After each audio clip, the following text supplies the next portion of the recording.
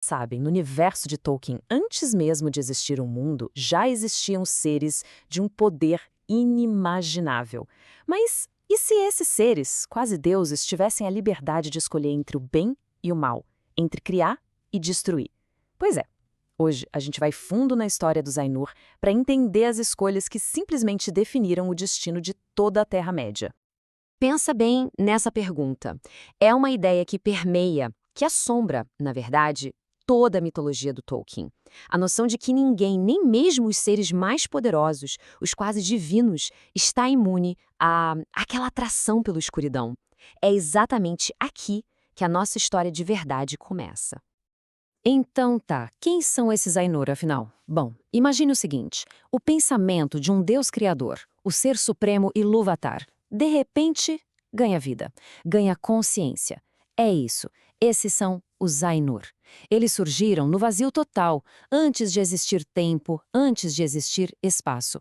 E é nesse palco cósmico, gigantesco, que a primeira grande escolha entre harmonia e caos vai acontecer. Ok, agora a história avança. Alguns desses espíritos decidiram descer e entrar no mundo físico, que a gente conhece como Arda. Só que, quando eles fizeram isso, não foi todo mundo no mesmo nível. Uma hierarquia bem clara de poder se formou, dividindo eles em basicamente duas ordens. E entender essa diferença é fundamental. De um lado, você tem os Valar. Pensa neles como os grandes arquitetos, sabe? Os poderes de Arda. São eles que literalmente moldam continentes, que acendem as estrelas. Do outro lado, vem os Maiar. Eles são como os assistentes dos Valar. São espíritos da mesma origem, sim, mas com um papel mais de apoio. A analogia é perfeita.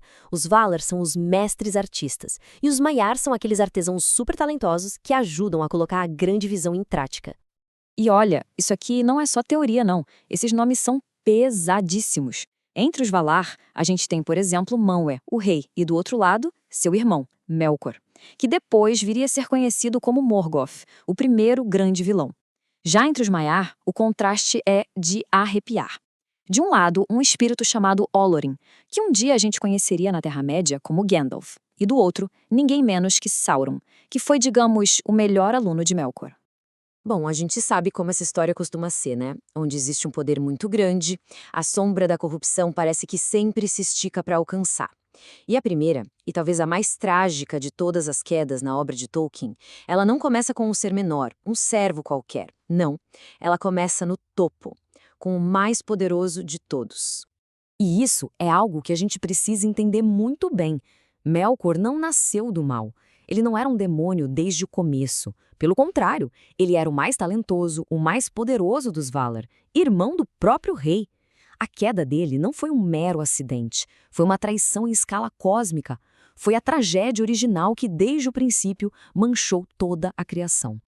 E essa frase, ela diz tudo. Aqui está a chave para entender a maldade dele. A rebelião do Melkor não foi um ato de criar algo novo. Foi um ato de desfigurar o que já existia.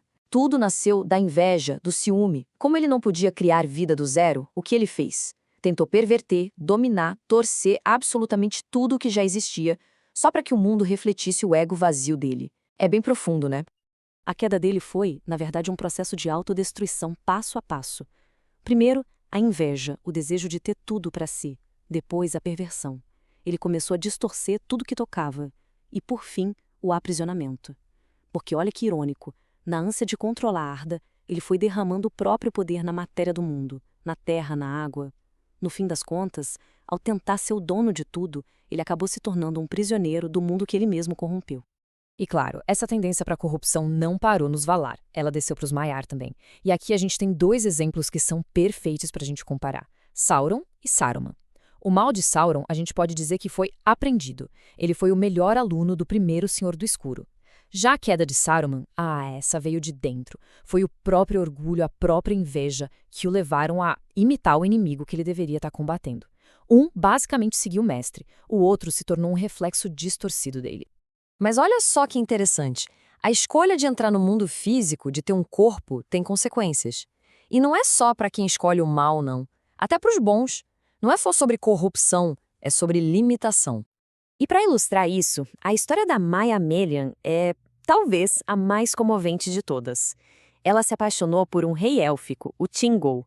E por amor, ela fez algo que nenhum outro Aino tinha feito. Abriu mão da sua forma espiritual para ter um corpo físico, só para poder viver ao lado dele.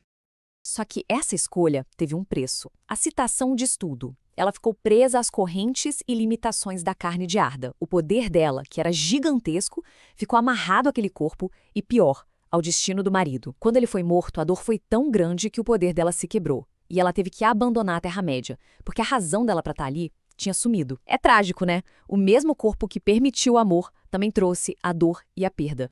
E essa história de limitação vale até para os Valar mais poderosos. Pega o caso de Mandos, o oráculo dos Valar. Ele sabe o destino de tudo e de todos, mas ele não pode mudar nada. Ele é como um juiz, não o cara que faz as leis. Isso mostra que o poder dos Valar, por mais imenso que seja, ainda está contido dentro do grande plano de Ilúvatar. Eles são guardiões do mundo, não deuses com poder absoluto. E tudo isso nos leva a uma questão bem filosófica, né? Toda essa dor, essa corrupção, todas essas limitações. Será que isso foi uma falha no grande plano de Ilúvatar, um erro de design? Ou tem algo muito mais profundo acontecendo aqui? Bem, a resposta, bem no coração da filosofia de Tolkien, é um sonoro não. A possibilidade da corrupção não é um defeito de fábrica, pelo contrário, é a prova máxima de que existe livre-arbítrio. Pensa só, para que a escolha pelo bem signifique alguma coisa, a opção de escolher o mal tem que ser real, tem que ser possível. Sem a chance de cair, não existe liberdade de verdade. E isso abre a porta para umas reflexões bem pesadas. Se aquele ditado é verdade, que o poder absoluto corrompe absolutamente, será que a imortalidade é, no fundo, uma maldição? Com tempo infinito e poder gigantesco, será que a tentação de dominar tudo se torna inevitável? A imortalidade é um presente ou um fardo que, no fim, acaba quebrando todo mundo? E o próprio mal? Pensando no caso do Melkor. Será que o mal é uma força criativa, algo que existe por si só? Ou ele é, na verdade, só a ausência do bem? Um vazio, uma distorção do que era originalmente bom. Tipo uma sombra que é real, mas que não pode existir se não tiver uma luz para ela bloquear. No fim das contas, a história dos Ainur é um espelho para os nossos próprios dilemas, né? Ela nos força a fazer aquela pergunta fundamental. Quanto da nossa vida já está escrito, faz parte de um grande plano, e onde exatamente começa a nossa liberdade? Onde a gente pode, de fato, escolher o nosso próprio caminho?